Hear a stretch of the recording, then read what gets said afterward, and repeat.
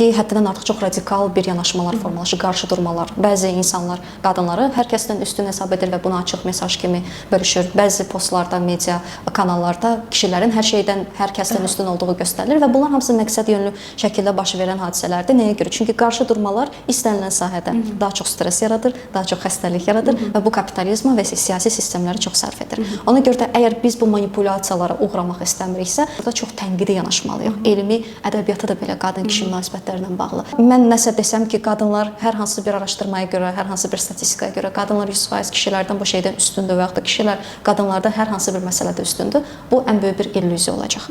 Və mən heç vaxt insanları illüziya salmaq istəmirəm. Çünki hər hansı bir statistik məlumat heç vaxt reallığı tam olaraq əks etdirmir.